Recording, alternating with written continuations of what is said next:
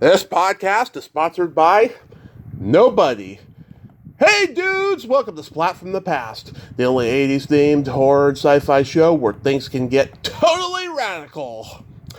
Now today, I am so friggin' excited because I'll be talking to one of the unsung queens of exploitation of blaxploitation films, and I am talking about Gloria Hendry. Yes, Gloria Hendry. Okay, I gotta get this out of the way. It's the 50th anniversary of Roger Moore's first James Bond movie, Live and Let Die. And of course, she plays the sexy, sultry Rosie in that movie. And we're going to celebrate that anniversary. But she's been in so many great blaxploitation movies. Oh my God. Across 110th Street, Black Caesar, Hell Up in Harlem. Larry Cohen, ones. Slaughter's Big Ripoff, Black Belt Jones, Savage Sisters, Bare Knuckles. And she's guest starred on a lot of television, and it's going to be a great interview today. I cannot wait. This has been a bucket list interview in the making for a while. We've been trying to make this happen since June of 2022 when she was scheduled for the Hollywood show, but things kept coming up, and I do want to thank past guests Barbara Luna and Joycelyn Liu for helping make the connection here. This is just so fantastic. It's going to be a great talk today. Hello. Hey, Gloria, welcome to the show. How are you today? Fine, and you? I am just fantastic. I can't tell you what a great honor this is. Thank you so much for taking the time to finally come on today. Well, thank you for asking me. Thank you. I'm honored. Absolutely. So, going back in time, I was reading that you played violin when you were growing up, and you even got to play in the All City Orchestra on the radio. How old were you when you started playing violin? Oh, my God. I was a little teenager. I think I was about 14 or 13, something like that. Right. I played violin throughout elementary school up until 8th grade during that period of time. And the orchestra I played with was the Essex County Orchestra in Newark, New Jersey.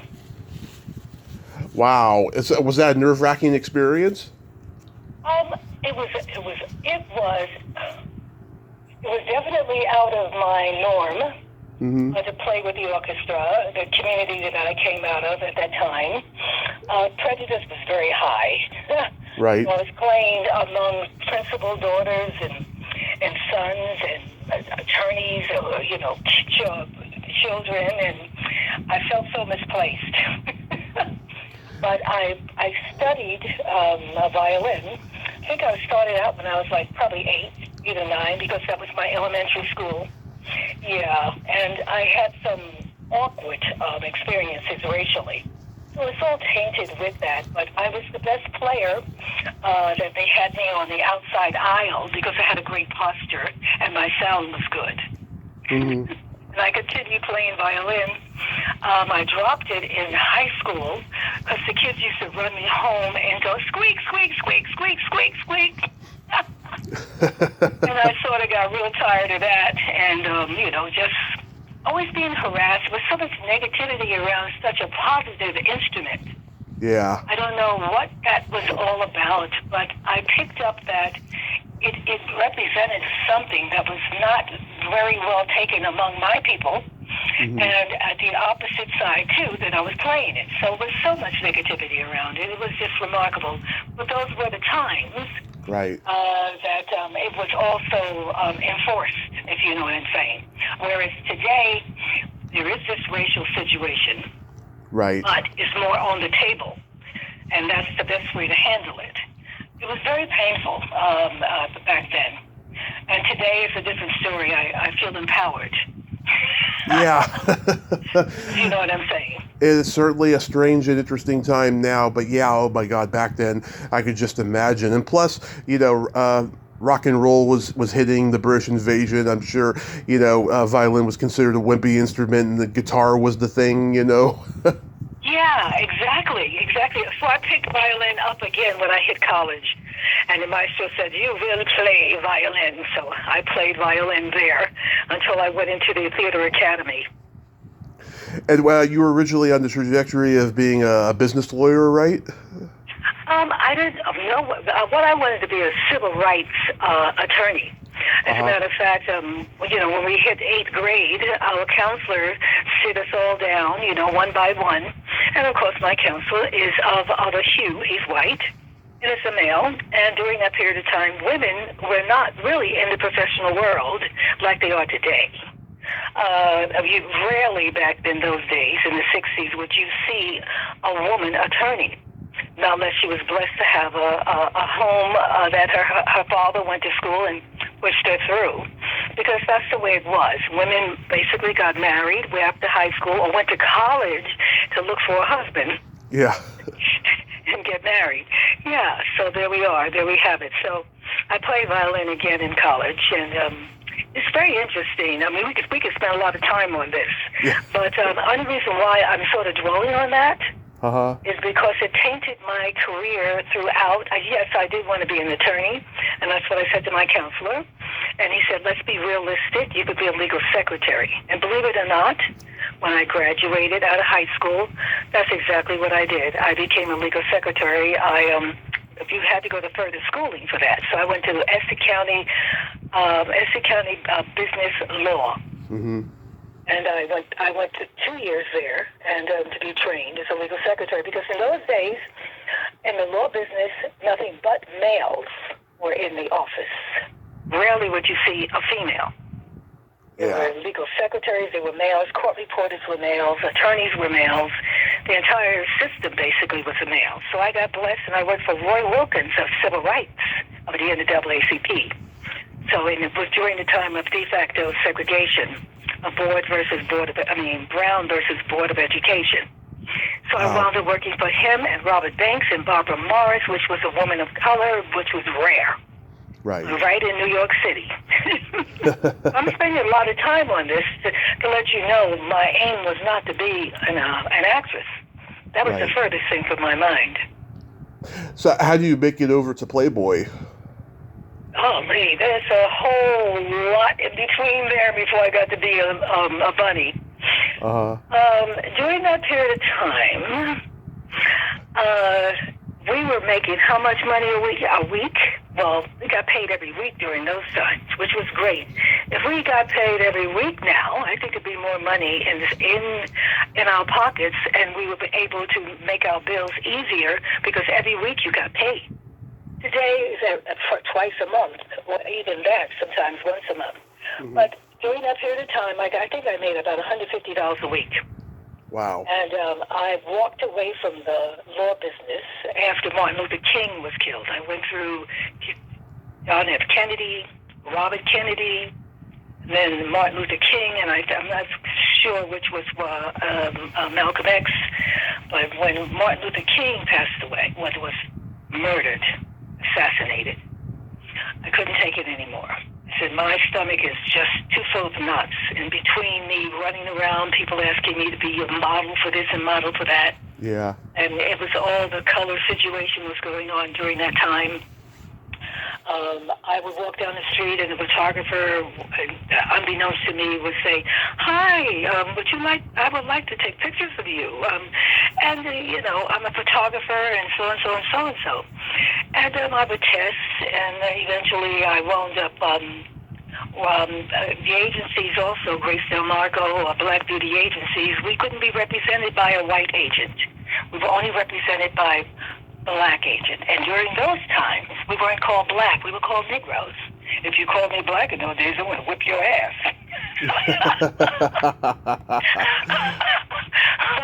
The 60s was something else. It was a time of a lot of changes. Women getting the birth control pill. Right. Women taking off their girdles and stockings, and we're still wearing stockings, especially like back east, because it's too damn cold if you don't put your stockings on during the wintertime. Yeah. It's freezing cold. So Southerners, people in California, they have that luxury, but the 60s was an interesting time. Very interesting. Yeah. Did you have fun working there at the Playboy Club? Well, eventually, after all of that, from the NAACP, I wound up working for an accounting vice president of of an advertising firm. He wanted to turn me into an account executive during during the affirmative action situation. It's the first time they ever had a woman of color in their office. And he went to lunch at the Playboy Club right around the corner. We were located on Madison Avenue in New York. And he went to the Playboy Club often with his clients. And one day, when he told me he was going to give me a raise in a year, the raise never happened. And he wanted to turn me into an account executive. And I'm looking at my salary, $175 a week that I was taking home after taxes. And there was in the papers, it was saying, I came across a paper that said Playboy Club is hiring. And that was on 5th and Madison Avenue between Central Park. Mm-hmm. And it said, if you want to make thousands of dollars a week, come here, and they were opening. I think I started around, it was in the 60s, that's for sure. And I said, what? I looked at that money. I said, I'm out of here. I'm tired of this. And that's when I quit. I had quit after Martin Luther King. I said, I want beauty in my life. I'm tired of this. It's just too much. And I thought that money would make a difference between being of my color, so I had to make money. Yeah. So I went to the Playboy Club and sent my application in and had photos. And they said, come in, and I did. And they said, how soon? They put the costume on me. They said, how soon can you begin? I said, I have to give them a 2 weeks notice. And they said, I like you. I like you. I said, okay. So I started working as a cigarette bunny. Cigars, cigarettes, Tipperillos, Playboy lighters. Yeah. $1.25. Yeah. So I started as a cigarette bunny, and I graduated into being a floor bunny after they train you, and they literally train you about all the incredible drinks, wines. I became a connoisseur, and that's what they did to us. We were the hostess with the mostest. We were what they call just another generation of being a waitress. But we wore this incredible costume that we had to be immaculate. We were checked out every day when we went to work. They would check our shoes, our nails, our hair, and my hair was short then, and a little afro. Yeah. Said you have to put a wig on your head. Yeah. Did you see Hef a lot, and did you see like celebrities over there? I saw his brother. I think his name was Keith Hefner. He's the one that trained us. And Hefner would come to the club. Oh, yes, he did. He came to the club often. It was a very prosperous club. I think we had 6 floors, starting with the cellar, living room, VIP room, the playroom, the playroom rather, and then the party room was 5 floors. And each level had its particular waitress for that particular level. And the VIP room was where everybody wanted to be. It was all the languages, all the girls from various countries, and they all spoke different languages, and they had a different costume. I think it was more like silver blue, silver gray, more sequined than ours. Yeah. And did you see like was Deborah Harry working there? In New York? Yeah. In the 60s? Yeah, she was there like in the 60s, I think. I never heard of her, but was 150 girls will walk through those doors every day. Oh, okay. So I don't know what room she was in, but I wound up in the playroom where they had the comedian Flip Wilson. Oh yeah. Lily Tomlin, and then this was the beginning of Lily Tomlin's career. And I would see her often. Linda Hopkins, who's a blues singer, etc. I mean, and Karate Kid, what was his name? Karate Kid that started. Oh, Pat Morita. Yes, he would be there too, and also Bill Cosby. I mean, it was all the celebrities. I mean, and in those days was the creation of credit card too. Yeah. Diners Club card, Carte Blanche card, American Express, and the only way you got those cards, you had to be in a certain monetary bracket. Right. And we all had ours. Because we were definitely making money. We were making about $2,000 a week in cash. Between $1,000 to $2,000 a week in cash in the 60s. where $30,000 was the great money to make. If you made $30,000 a year, you were doing damn good. Because Yeah. cars were costing $3,000, home were costing $10,000, $5,000. And the average person could not do that because their salaries were, like I said, $150 a week, and that's why I stressed that in the beginning. I was living large. I was flying myself to Antigua when the country was nothing like it is today. People were telling me you should invest here, you should invest there. And I was studying with Warren Robertson, acting, and Marilyn Monroe studied with him, Julie Newmar, and a number of other people, but those two stick in my mind.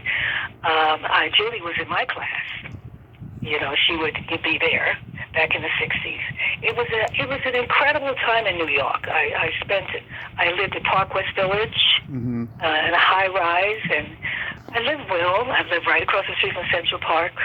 And for my hue, that was not the norm, if you know what I'm saying. Yeah. I had a lot of issues. I would walk down the street and a white man would say, I was dripping in money. I had my Charles Jourdan shoes, my Gucci watch, my general store fur coat jacket.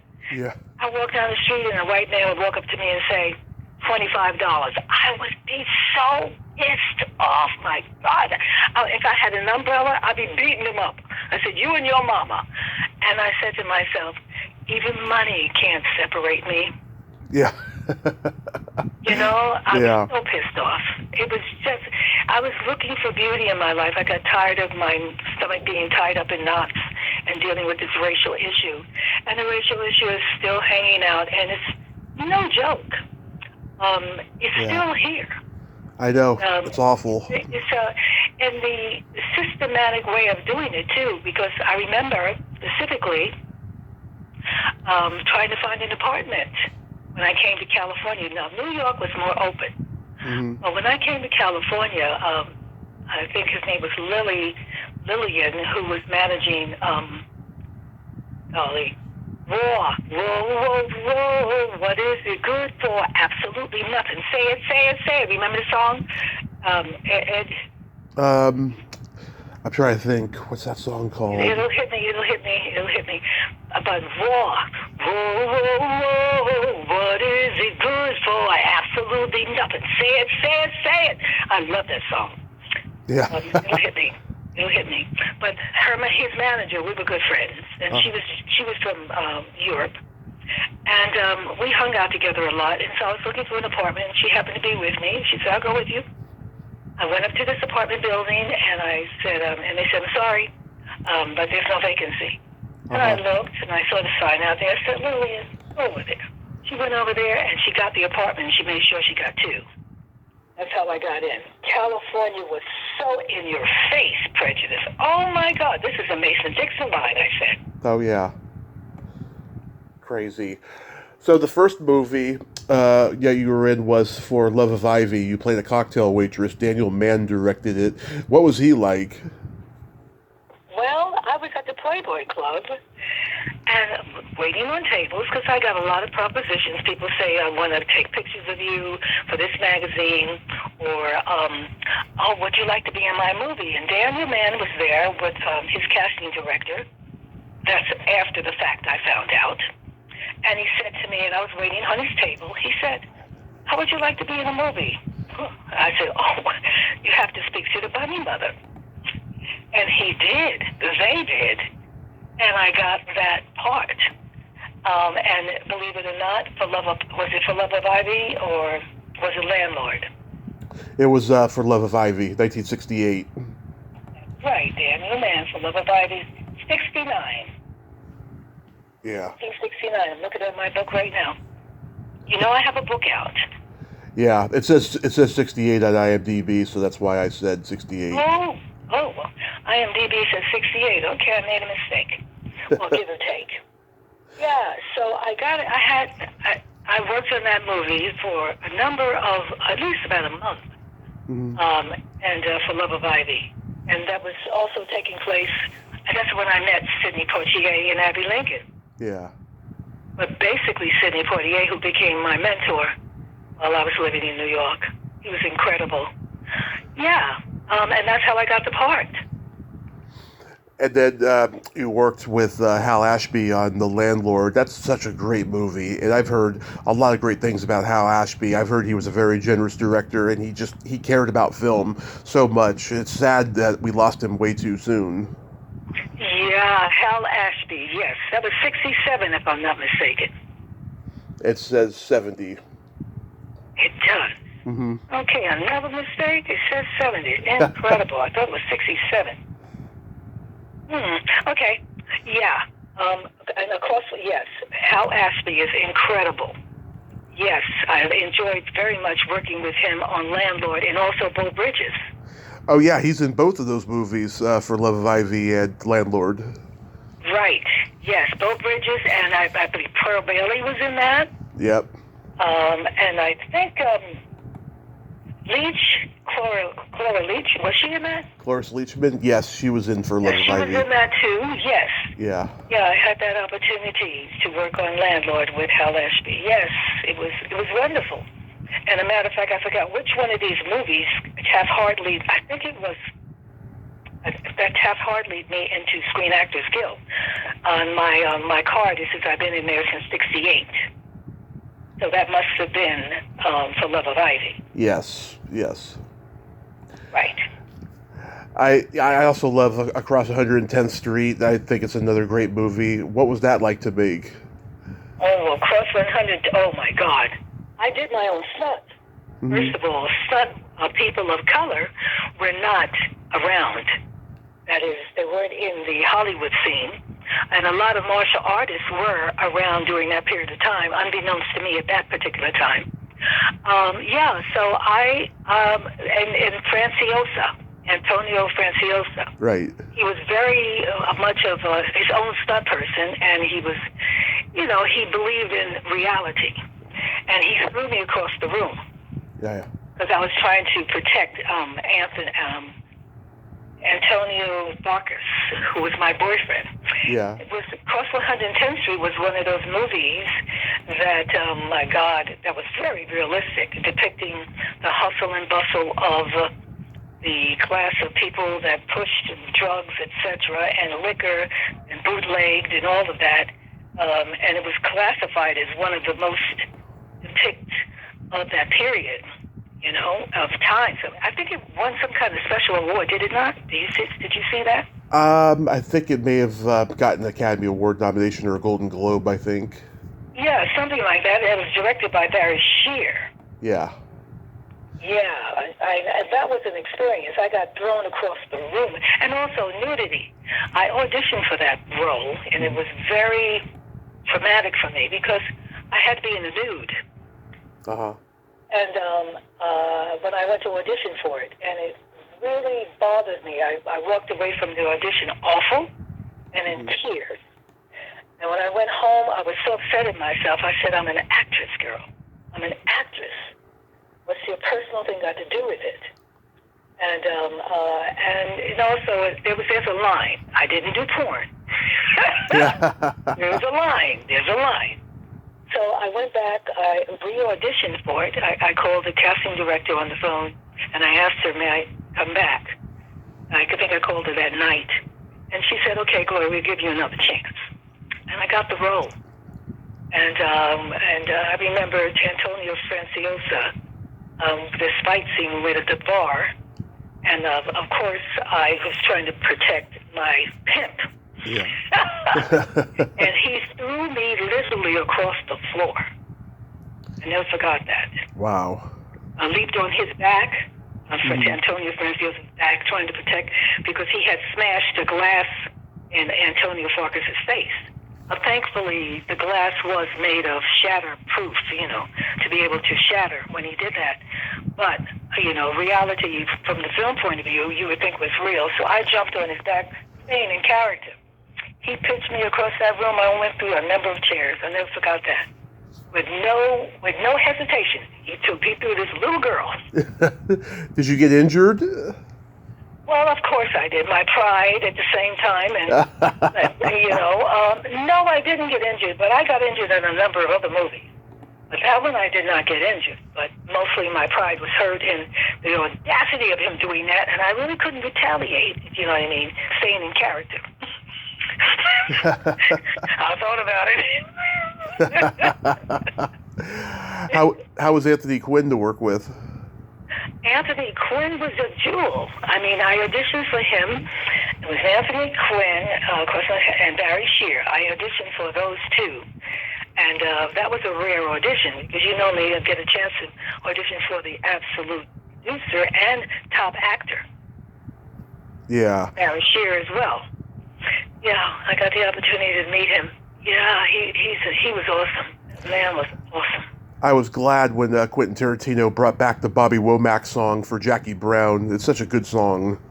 Oh, fabulous. Absolutely. As a matter of fact, I auditioned for that. Oh, yeah? Yeah, Jackie Brown. I auditioned for it, but not for the role. And matter of fact, Pam Grier and I were neck and neck at that time. Yeah. Back in the 60s, and we were slated to do a roller skating movie together. Oh. Yes, I was really hot back then. That would have been great. That would have been great to see you two in a movie. Yeah, we were slated to do a roller skating thing, and we were practicing, and then everything fell apart, meaning the studios just closed their doors on us. Oh. You know, because CORE and SNCC and the teachers union and the other, you know, they got tired of seeing us doing the hustle and bustle and drugs and pimps and hoes and all that. I don't have to blame them, but we were trying to get a toehold into the industry. Yeah. To get the people to really, like, you'd be rooting for us because we knew that we had to make our own stars, and we were sleeping on floors, man. Yeah. We were, it was non-union, most of the movies, and if some of the studios grabbed a hold of these movies, like Landlord and Crossland and 10th Street, to get a piece of that black market because of Melvin Van Peebles, who started the black exploitation, or I call it the Black Renaissance. Mm-hmm. Came in from Europe with the film underneath his arm, because during that period of time, what was it, Betamax, the videos that we were using with Ron O'Neill's Superfly, it was an exciting time. Yeah. Because you couldn't get past the studios. They had owned everything, distribution and the theaters and all of that.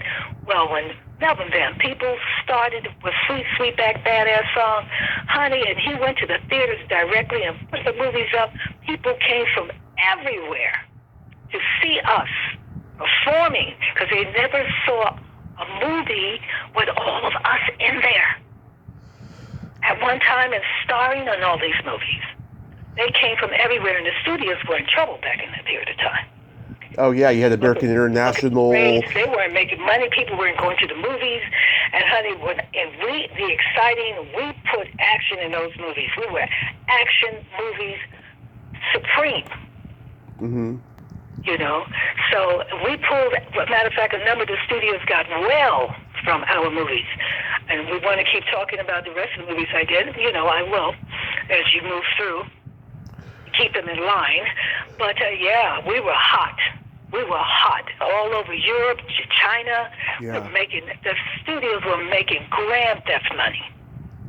And they finally closed their doors on us around 75, 76, something like that, because they took over more control over the theater houses. You can't just walk up in the theater house and give them the film. Yeah. Back in those days, we figured that crap out. Oh, yeah, Rudy Ray Moore did it. That's right. And they went to Europe to the Cannes festivals and all that, just handed their movies out, man. You know, just went against the grain and figured out the way to do this. Our movies were all over the world making money. And it's like the rap today. Can you believe it's been 50 years since Live and Let Die? Oh, my God. I can't believe it. Well, I'm here. I'm still running. I'm still jogging an hour. Yeah. I'm still pumping iron. I'm still doing martial arts. You know, not as took 2 weeks for Chuck Norris and Bob Wall, that gang, to get me in shape to do Black Caesar, Black Belt Jones. Wow. Which is also made a lot of money back in those days. It was a Warner Brothers movie. Yeah, so like I was reading that you Jim did. Kelly. Yeah, I was reading that you didn't think you had a chance to get the role of Rosie because the Bond franchise was so huge by that point. It seemed like a long shot. Oh, of course. Well, live and let die. Yeah. My manager called me up. I left California. I left New York just to see what else I could do because a friend of mine, Ken Menard, who always stood in, he was Sidney Poitier's stand-in. Mm-hmm. He said, "Well, you ought to go to California. You ought to go to California." I said, "Okay." So I lined it up with an agent. So when I got off that plane, I had lined up with an agent. So let's see what's going on there. I was going to spend about 2 weeks to a month. I rented an apartment there. Unbeknownst to me, I hit this agent, and he said, well, live and let die. First of all, I was there in California, and my manager called and said, "Gloria, they want to see you for bond," because I had already done Black Caesar.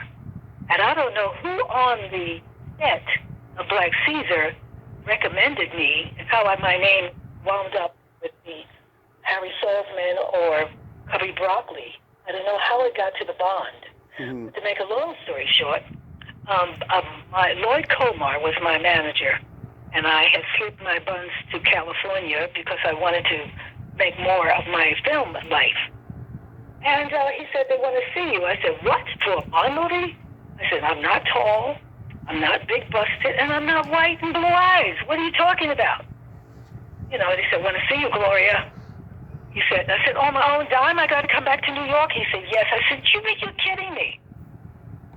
So I know, most of the time you take out an audition, you can forget it, You might as well just chuck it up because 99% of the time you don't get it for a lot of reasons. So I said, okay, let me crunch these numbers. So I flew back to New York. I still have my New York apartment at Park West Village, right across from Central Park, nice place. And I walked into Harry Salzman's office. This man gets up, not saying a word. He points to the chair, and I sit down. He looks at me and says, How was your trip? California. I said, "Great. Here I am in New York." And he said to me, he said, "I want to send you to New Orleans to meet Guy Hamilton and Roger Moore." Just like that. I said, "Oh, okay." He said, "How soon can you get ready?" I said, "I could be ready in an hour." Of course. So I went back to my New York apartment, and they picked me up in this limousine. I'm saying, okay, well, I was a bunny, so I knew limousines for days, hanging out with, Sinatra group, Sammy and all of them. Anyway, hopped onto that and got to the airport, and when they picked me up at the New Orleans, French Quarter, they had my name, and they said, Gloria Hendry, and I got in the car, it was another limo, and he took me to the set. I said, "Gloria, just don't get too excited. You ain't got the part.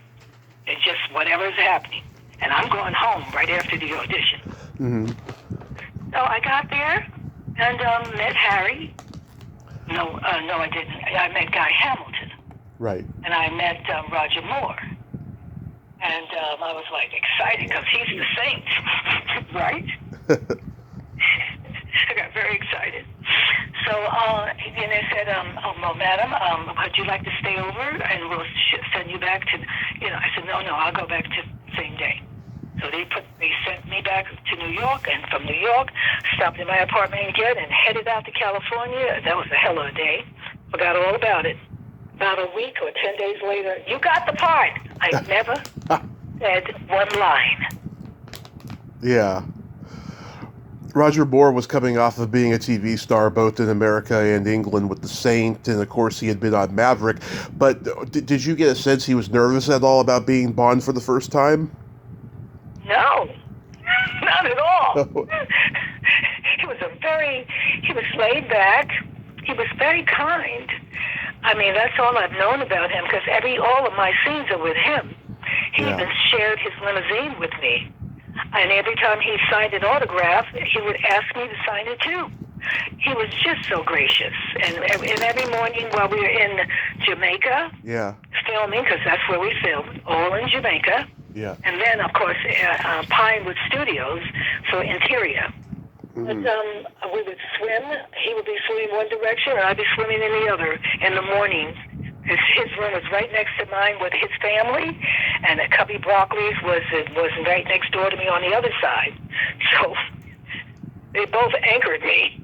And at night, I would sneak out and hang out with the Jamaicans. Yeah. I mean, I fell in love. I mean, he certainly had a more broad, tongue-in-cheek comedic take on Bond compared to Sean Connery and George Lazenby. And it had a great script by Tom Mankiewicz, who later became known for doing more comedy stuff. Yes, and Tom Mankiewicz would often say to me, "We're sorry." I said, "Why are you so sorry, Tom?" And I couldn't figure it out. So one day he just said, "The role you're playing was for a Caucasian, and the role that Jane Seymour is playing was, I think, was Catherine Deneuve." And I had often thought over the years that it was Diana Ross. So I'm not sure if it was Catherine Deneuve or Diana Ross. Interesting. That they switched the role out. And at the last minute, Jane Seymour and I came in at the last moment. They were already filming, and that's very unusual. They lay their thing out years in advance. It takes them 5 years before the actual, starting shooting. Yeah. What was Jane Seymour like? Oh, Jane is fantastic. I just hung out with her about 3 weeks ago. Wow. She's putting her book out. Yeah, we've been in contact with each other over the years. We did home improvements together. They're doing her mansion, and they're doing my little house over here with my 2 dogs, and the backyard belonged to my dogs. I never forget that. We're friends. We've been friends for years. Oh, that's awesome. Were you nervous during the lovemaking scene? Okay. All right now. No, because I had already done Black Caesar with Fred Williamson, and that was a Warner Brothers movie. I had already done that. And as a matter of fact, that's a Turner Classic film. Yeah. I got about 6 Turner Classic movies. Yeah. So I had done that, and I had a love scene in there with Fred Williamson. And there was one role in there with Fred Williamson that I made love, but there was another one in there where he rapes his wife. Yeah, I mean, this was long before Spike Lee's Jungle Fever, so you were on the edge of progression in film. Spike Lee was much later. We're talking 20 years later. Yeah, so it must feel liberating and wonderful to know that you were on the edge of progression like that in film. Exactly. And I guess I really tried to point up to you regarding the mid-'70s when everything shut down on us. Mm-hmm. And that's why I mentioned about the unions and the teachers' unions, the religious, the churches and the parents and all of that wanted to stop us, period, because they got sick and tired of those action movies. Mm-hmm. They were very fly, if you know what I'm saying, very off the beat, where they weren't a part of normal life, like lovemaking and Precious and all of that stuff. It was really brutal. And if you go back in time with the Caucasian movies, the Edward G. Robinsons and the Mafia, etc., I mean, they were brutal. You're talking about shoot you up in the street, It almost depicts what's going on today. Yeah. You know what I'm saying? People Absolutely. taking their cars and just going through a department store and coming in there and battling through, shooting everybody. Well, what's the difference? Go back in time and take a look. Yeah.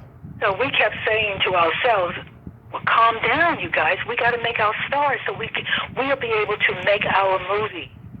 And we'll be able to have the money and the studios. Well, lo and behold, look forward, after all of us going through, Spike Lee came out, The Girl's Gotta Have It.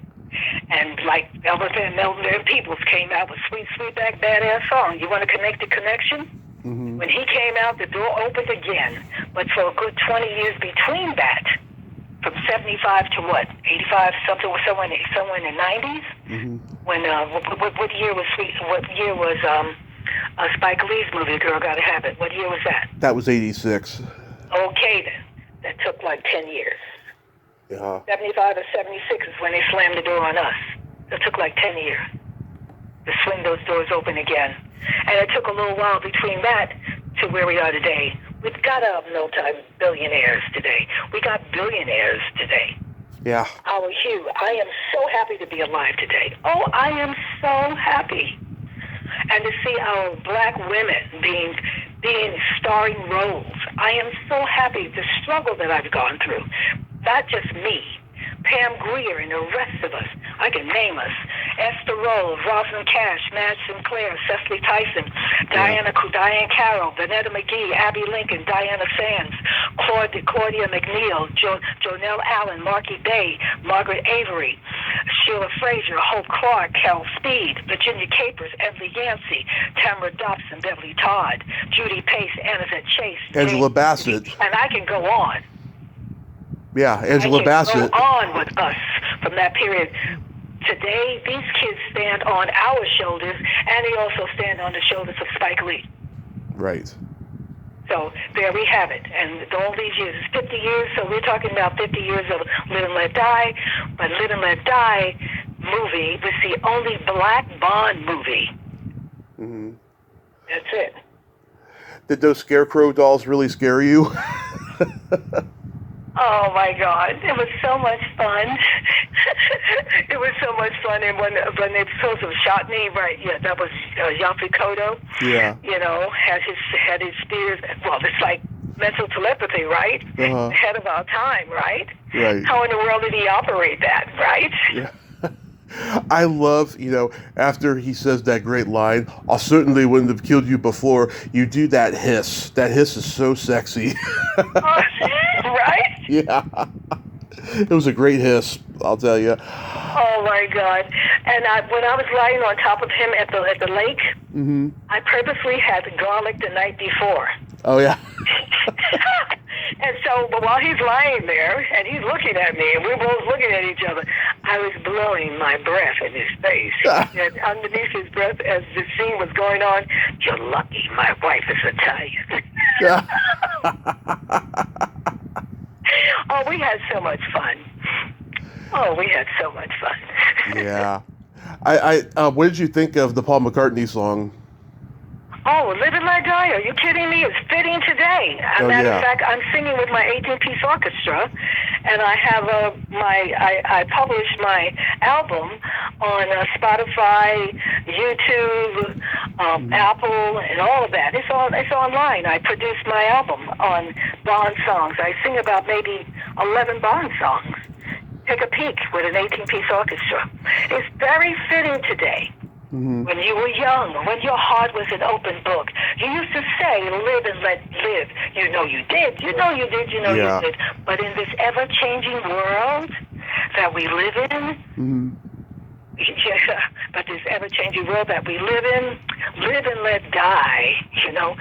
We still say it today, and now it's die instead of live. I think it's one of the better Bond themes, and frankly, I think it helped the movie a lot because I think at the time, a lot of people don't like change, and I think, when George Lazenby played Bond, I don't think a lot of people liked it. So I think that this movie probably was probably going to be like that one, but I think the song really helped it. And of course, as each Bond film progressed, more got better and better, and more comfortable it seemed. Okay, all right, yeah, I'll take that. And it also had the swing of the first time that a woman of color made love to Bond, and as though that a big deal. You close the door, the men are all the same, and so are women. Yeah. And you turn the lights out, it don't mean nothing. It means nothing, absolutely nothing. Did you attend the premiere for the movie? Oh, yes, I attended it in New York. Uh-huh. Yeah, it was my first big premiere, as a matter of fact. It was my first big premiere. And also, as a matter of fact, it was my first biggest film. And unfortunately, I have not had that opportunity to do a big film. Mm-hmm. That was my only one. And I've been trying for the longest, and I could give you some stories, but how I got bumped out and I got the part, and how I got bumped out and I got the part, and how I got bumped out. It's been a very interesting life of mine, mm-hmm. But to cry about it, no. It's been an incredible experience. What other Bond movies do you like? Oh my gosh. Goodness gracious. I love the last one, No Time to Die. I saw that. I fell asleep in the theater. Oh, you must have been tired. Well, I don't know. I just think the newer Bond movies, they're not as fun as the originals were. I mean, I love Doctor No, Goldfinger, Thunderball, The Spy Who Loved Me, Living Daylights. Those are my other favorites, and Live and Let Die is certainly on my favorites list as well. Thank you for that. And a Yeah. matter of fact, I think it's the fifth most well-known Bond movie. And I think they gave Yeah. it number 5. I don't know if it moved down again. So you worked with Fred Williamson and Larry Cohen on Black Caesar and Hell Up in Harlem, and I've met both of those guys at conventions. Larry was a force of nature. Fred is a force of nature. How were those experiences? My God. Both of them were incredible. I mean, well, first of all, remember the period of time, very male-oriented. Right. Very, extremely male-oriented.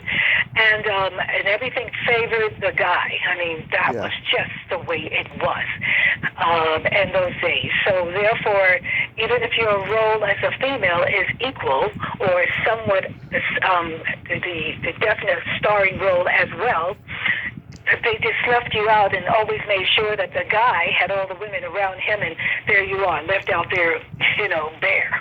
Yeah. So nobody cared about you, Yeah. So, but Black Caesar was a turning point. It had some strong moments in there, which was allowed, and I tried to take my stance. And the matter of fact, my stunt of falling down the stairs and him, me hitting over the sofa there, that's real. I did hurt myself on that movie. And also in Hell Up in Harlem, which was a sequel, when I was running after they took my babies. I think that's one of my best scenes. That scene in Hell Up in Harlem when they take the children away from me and they had me assassinated, because I turned them in, Hell Up in Harlem. Well, when they took the kids away from me and while I was running in the alleyway after the car, I wanted to get my kids back. And I fell. That was a real fall. Oh, wow. What was D'Urville Martin like? Oh, my God, D'Urville. He was a jewel. He was like the chameleon. I mean, he was bubbly, and he was very smart. And matter of fact, he was very, very smart. He was brilliant. And a fine actor. Fine, and a great person. Yes. Oh, yeah. Did you see Wesley Snipes play him in Dolomite Is My Name? He did a great job. Wesley Snipes? Yeah, he played him in Dolomite Is My Name. Oh, my God, I missed that one. But I love me some Wesley Snipes. Oh, go watch it on Netflix. Eddie Murphy plays Rudy Ray Moore, and he did a pretty good job at playing him. Oh, you're talking about Eddie Murphy now. You didn't say Wesley Snipes. You said Wesley Snipes. Eddie Murphy plays Rudy Ray Moore, and Wesley Snipes plays D'Urville Martin in this movie. And what's the name of the movie? Dolomite Is My Name. Oh, wow. Okay. Double check that. Yeah, it's great. It's on Netflix. We recently lost Jim Brown, who you worked with on Slaughter's Big Ripoff. What was he like? Oh, my God, Jim Brown. Make a long story short, they called me from London. I was in London at the tail end of doing Live and Let Die, and it was in January, and it's cold in Europe, and it's dark. After, the light doesn't come on until in the late in the afternoon, probably around 2 o'clock. Maybe the sun will peek out for an hour and then go away again. But it was awfully dark there, and I was working in Pinewood Studios doing interior of Live and Let Die by that time. And I got this phone call from, I think it was API, AIP. That's, I think it's AIP. Was that AIP? Yeah, American International Pictures. Yeah, to do Slaughter's Big Ripoff. That's right, Gordon Douglas. And I got a phone call from the studio.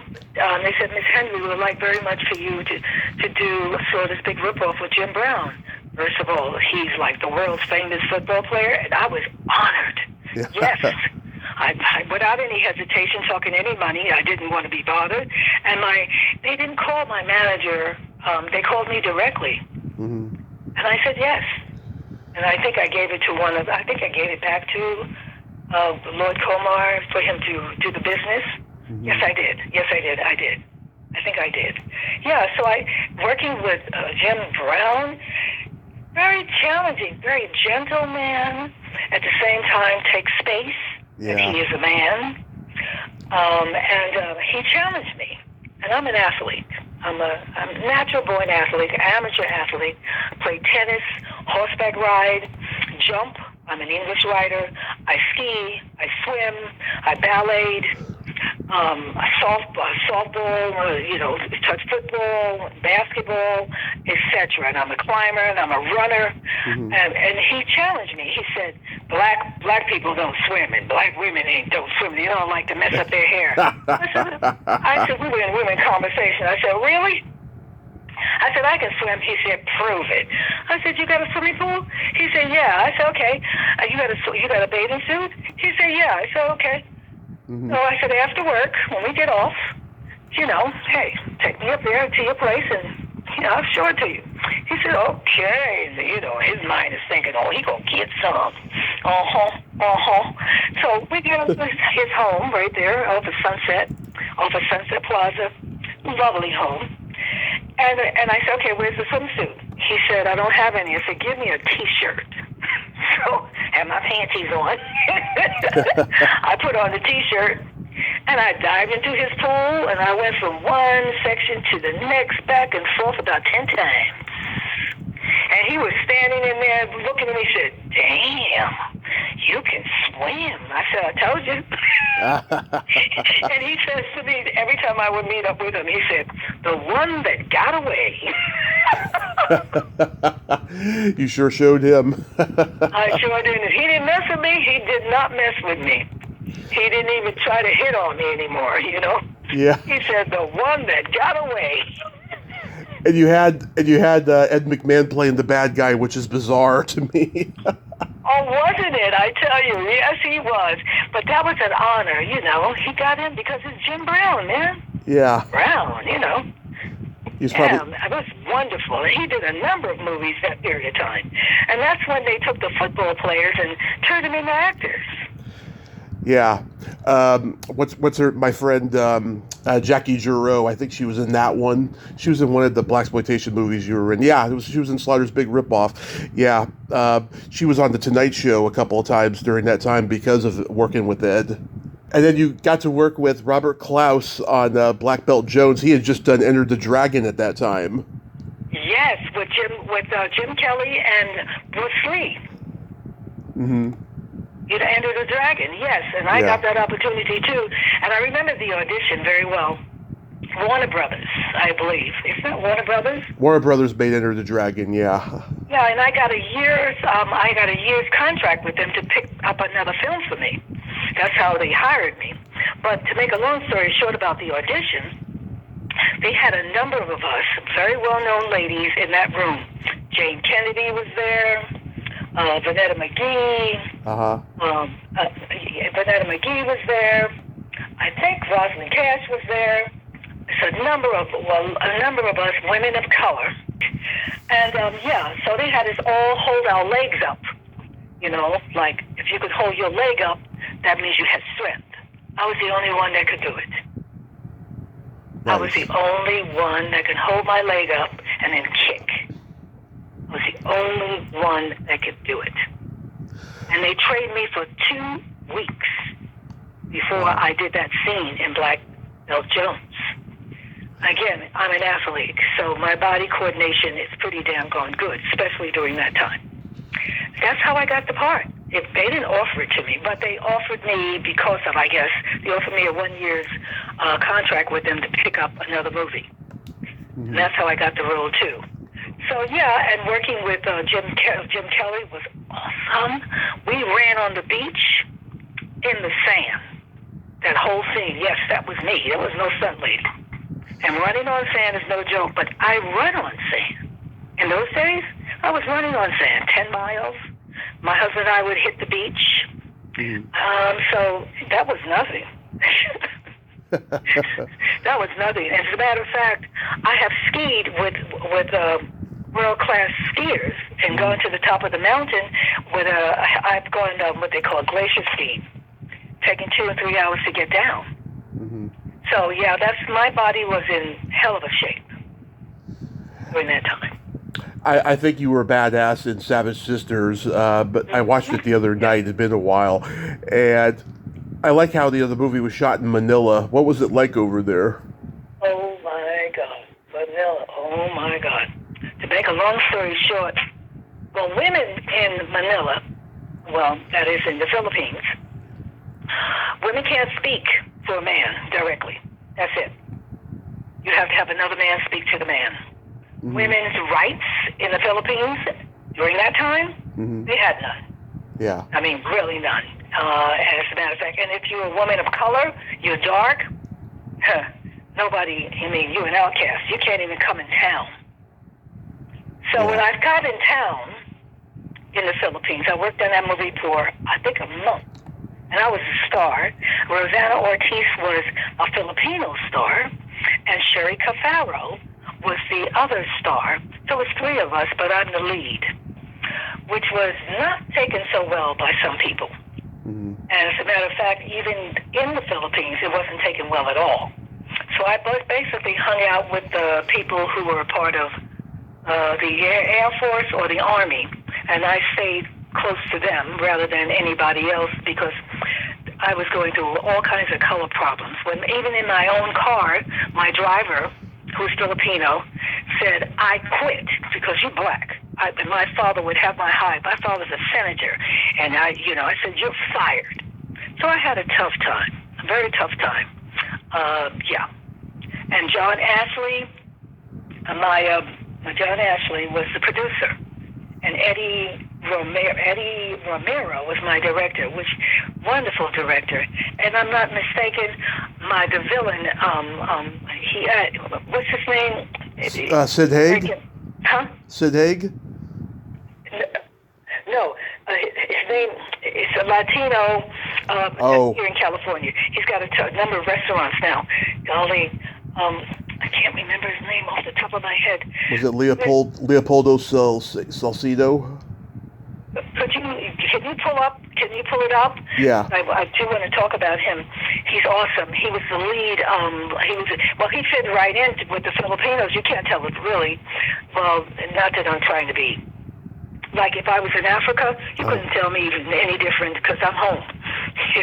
Yeah. You couldn't tell me any difference being American. There's Eddie Garcia. There's John Ashley. Vic Diaz.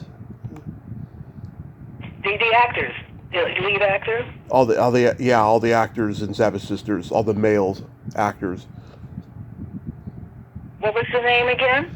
There was John Ashley, Eddie Garcia, Vic Diaz, and Sid Haig. And then Leopoldo Salcido. No, I can't remember. His name is not even on there. Okay, so yeah, it was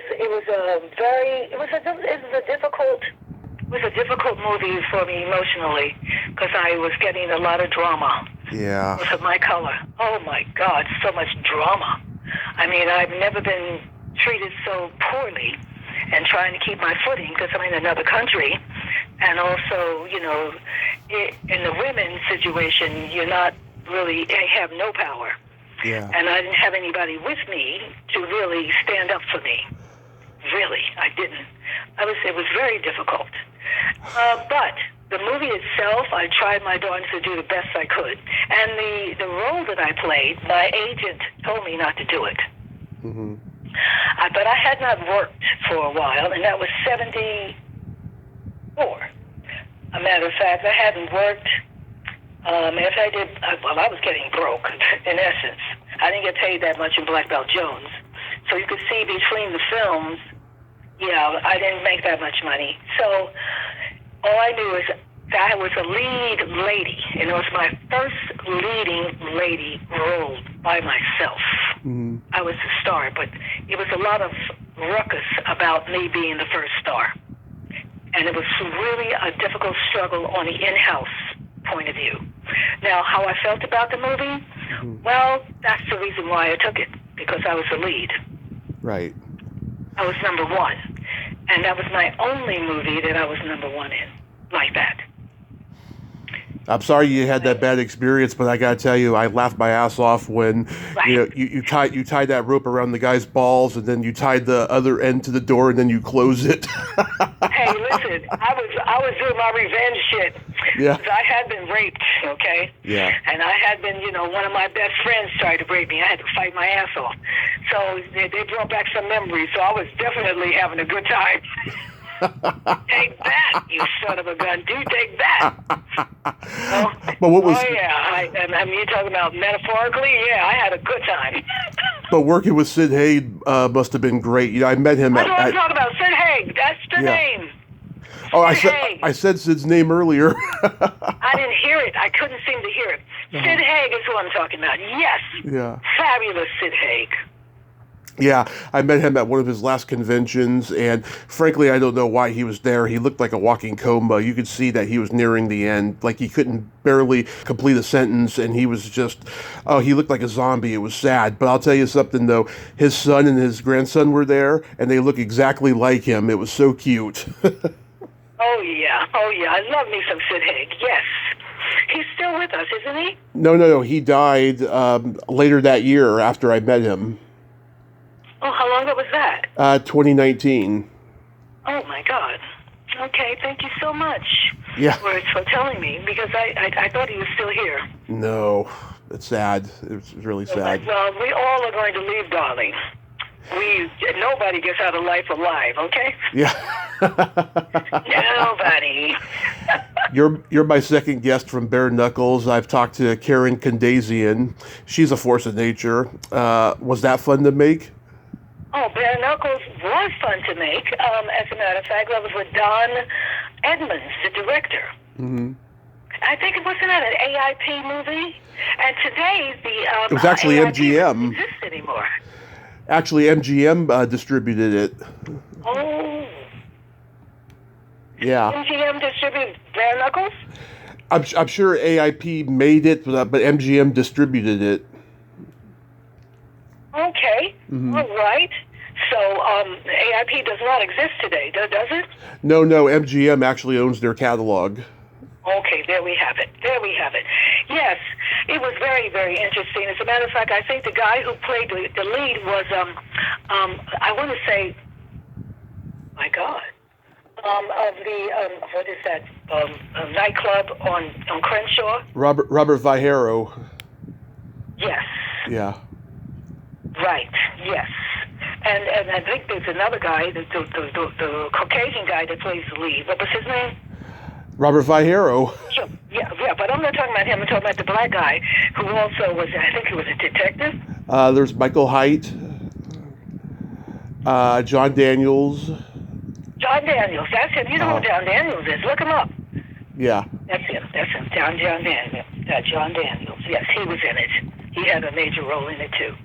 It was quite interesting. It was based upon a real story, too, of this woman being beaten up and killed in front of people in New York City and people looking down and watching it. Yeah. It was based upon a true story. And you also had George Buckflower and Skippy Lowe. They all had roles in it as well. Right, yes. It was a scary kind of movie to imitate, that is, to bring to life.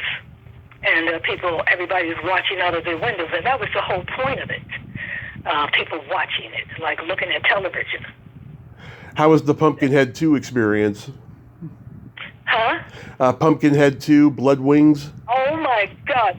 Pumpkinhead 2. Oh, my goodness gracious. Blood Wings was directed by director Jeff Burr. He's still here with us. No, he died a couple weeks ago. A couple of weeks ago? Yeah. My God, I didn't hear anything about it. Yeah, it was pretty sad because I was trying to get him on here for a long time. Wow, do you know of what? I was trying to get him for an interview to come on the podcast, and I couldn't for a long time. Right, Jeff Burr, my God, I remember getting that movie. He said, I want you to do this movie. I went to audition, and I don't think I did that well. He said, I want you in this movie, and that was that. And it was my first and only horror film. Yeah. And I'm not into horror. I'm not into horror because I am very impressionable. And there were times that I would really go off the rocker, and he would say, Gloria, calm down. And especially if I had some cough, he would say, Gloria, no more coffee. Because I was off the page. It was like, and to see that Blood Wings, that monster, it stood up maybe like 10 feet tall. I mean, it was so lifelike. It was oh my God! Did you see it? Did you see the movie? I've seen both Pumpkinheads. Yeah. Oh, it's so lifelike. It scared the pants off of me. It's very scary. Absolutely. What was it? Do you remember guest starring on Love American Style? Oh, Love American Style, yes. Oh, the actor that was with me, that's a television thing. Yep. Yeah, and in a wheelchair. He was in a wheelchair, if I'm not mistaken. Oh, it had a great cast. There was Bruce Davison. I've met him. Sweet guy. Yes. Bernadette Peters, Dwayne Jesse, Bert Gilliam, Maggie Roswell. That must have been her first TV appearance. She was young back then. Yeah. And that was it was a very good part for me too. I was a guest starred in that, I believe. Yeah, it was a powerhouse guest starring cast because they would always get, a lot of people who were either known at the time or became known later on. It was an anthology series. Yeah. Right. So I was known at that time. So yes, at that time, but I auditioned for it. Mm-hmm. I just asked. I auditioned for that. How about guest starring on Hunter? Oh my God, I auditioned for that too, and I remember specifically my role as a mother, and I was looking for my son. I believe it was my son. Yeah. And I came into that hospital room. Where is he? Where is he? They said, hands down. She got it. And they had the lights off. All the lights were off in the room, and the director and the producers were sitting there, but I never saw their faces. And the room was pitch black, and they had of course, a spotlight on me. And they said, hit it, action. Mm-hmm. And I just did it, and they said, that's it. They hired me just like that. Wow. Yeah, and that scene. And as a matter of fact, it was so strong that it seems as though it was so strong that the young lady that played opposite Hunter, mm-hmm. I forgot his name, he's so tall. Fred Dreyer. Dreyer, right. Yeah. He's so tall. Like, what is he, 6'7", 6'6"? Probably, yeah. He was huge. That it wasn't easy to act with him, as she was a co-star with him. Mm-hmm. It wasn't easy because all of that height and stuff and that strong scene seems like it sort of knocked her off her, her confidence, because I saw it in her eyes, Yeah. But yeah, it was a good series. I mean, episode. Oh yeah, Stephen J. Candle. I mean, all his shows were great. Was that the producer's name? Yeah, Stephen J. Candle. Yeah, it was fun. And then you played a woman getting surgery in Doogie Howser, M.D. I remember this episode. Yeah, Doogie Howser. Yes, that's right. Yeah. That was probably an audition, right? No, yeah. Well, I want to say yes, and I want to say no, too, because, I didn't have that much to do. Yeah. I was just like, wait, is that Gloria Hendry? And then I look it up. Yeah, it is. Right? Yeah. Yeah. It's crazy. So you mentioned before about singing. Yeah, I've been on YouTube and I've seen you perform. It was like a benefit thing you did not too long ago. And I was like, wow, she's got a beautiful singing voice. So like, when did you start singing? Oh, I've been singing since the 60s. I wanted to, matter of fact, and that's that part of my life a lot of people don't know, had a company called Singer Studio International, and Frank Price was my producer, and he was also part of the management team. He managed me, and we would audition for record companies. And a matter of fact, I had just the two of us, an album, which you might call 45, because in those days there were 45, with Sammy Turner. His last name was Sammy Turner. And I was singing with him. And we did just the two of us, and on the other side, I forgot the name of the song on the other side of it, the 45. But I've been singing a very long time. But each time I start singing and start the tour, I was feeling very, again, with the racial situation, how they treated you on the road. And I recall, Colin McRae and the rest of them, Sarah Vaughan, and, how hard it was for them. And each time I ran into the same, excuse the expression, sugar, honey, iced tea. the same issue, that racial thing, how they want to treat you and put you in raggedy apartments and treat you like you ain't nothing. So, I would step in and out of the music industry. It was tough, really tough, especially for females. And, the owners would want to make it with you, Yeah. And I ain't doing that. Yeah. I ain't doing that. Use expression. You hear me go a little bit colloquial on you. So I ran into that problem too as an actress. The sofa thing. Yeah. So I'm a tom girl. I'm a guy girl. I'm not gay. Mm-hmm. Nothing wrong with it. For a person to have a choice of sex. But I'm not that. And also I don't sell my body for nobody's job. That's good. That's out. That's too much work. Mm-hmm. And that's too much kissing ass. Yeah. It's too much work. I can't go there. That I can't exist. I'm always kissing somebody's ass. I can't be who I am. Right. If you start playing that game, I'm not subservient. That's not my personality. And I would be beating up on myself. I already did that. I became a druggie at one point. Mm-hmm. I became an alcoholic at one point. And there was a period of time I whipped my own butt, Mm-hmm. And today, where I am, it ain't doing that to me no more. But see, I let that entity of that narrow and that's so-called inflicting pain on you, trying to make oppressing you as a person, and eventually when you feel oppressed and you can't seem to get a job, so eventually you become it. You become what they say, and then you give into that. I did that a couple of times. I did that.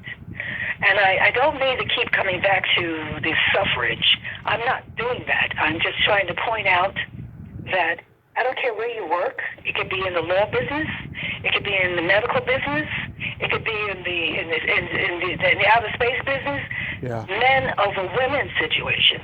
It's getting better. Yeah. And also countries, where that's the way it is. That's woven into the fabric. And it was here too until the 60s. We started getting more freedom as females across the board rather than color. But females across the board, and then you say women of color, then it gets a little deeper. I don't know which one is worse.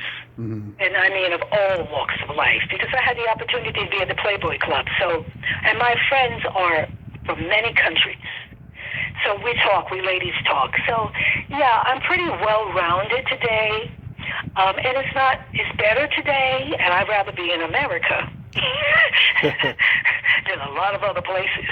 Yeah. Because at least I can speak. You're listening to me. You're a man, you see? Mm-hmm. I can still talk. So, back again to say, I've had, and I still am. I'm still performing, and I produce a lot of my own stuff. I even went into theater.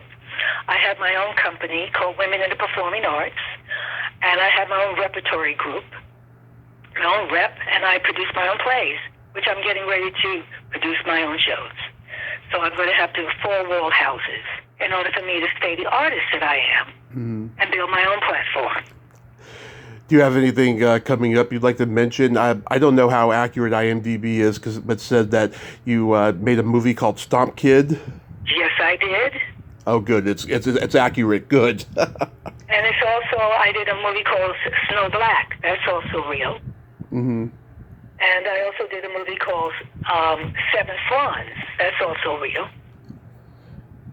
And did these get picked up? Have they been seen? Snow Black is being seen, but it's on video. Mm-hmm. And I think J.J. Stomp is also on video. And Seven Swans is that's a little, I don't know how he really did it, but Dennis Sierra was the producer, director, and writer. Mm-hmm. Yes. And let me see, what am I doing now? Well, I wrote a book called Gloria, Hendry, 007 Bond. Oh. Bunny, Black Renaissance. I put that as a title. Yeah, I was going to ask you if you had ever had plans of writing a memoir, because you got great stories. Yes, and that's my memoir. It's on Amazon. Nice. And nice. I'm also have a treatment of a movie to turn into a film. Nice. And I'm working on a script right now. But my book is on Amazon. Gloria Hendry, 007 Bond, Bunny, Black Renaissance. And a lot of my stories that I'm telling you, they're on there in my book. And they're very pictorial. I was also in Playboy. Yeah, I'm sure you hear this a lot, Gloria, but you have the belly button of an angel. Thank you. It's gorgeous. It really is. Thank you so much. My dad's birthday is the day after yours. His birthday's March 4th. Wow. Yeah, and my mom is a February Pisces. She's February 21st. Wow. So two Pisces got together? Yeah, together they made urine, they said. That's tough. It was. According to the signs, that's really tough. I'm an extrovert kind of Pisces. So was Fred Williamson. He was born the 5th of March. Gloria, I can't tell you what a great honor this has been. I'm so glad Luna and Joycelyn could help connect us. I hope you have a Merry Christmas and a Happy New Year, and be safe out there. Yes, thank you. And I also want to mention you can get my album on Spotify, YouTube, Apple, etc. and etc. Just type in Gloria Hendry Sings with Jimmy McConnell, the 18-piece orchestra. So I'm working on booking my tour with that, and I'm also touring with my book signing throughout Southern California. I'm on sabbatical right now with my book signing, but I'll be picking up again. Are you coming to the Bay Area? In the Bay Area? Yeah, I'll be up there. Oh, if you're going to be here, I will come. I mean, I'm in Modesto, but if you're not coming near Modesto, I'll still make the trip to wherever. Thank you for that, for mentioning Oakland, because I am personally booking. I have a company called GHPW Productions. Fantastic. You have yourself a great day, and once again, be safe. Thank you, and I hope to run into you again, Tommy Kovac. I hope so too, Gloria Hendry. Yeah, it was such a pleasure talking to you, and thank you for allowing me to share. Absolutely. Yeah, people should pick up my book called Gloria Hendry 007 Bunny Black Renaissance. Thank you for the support.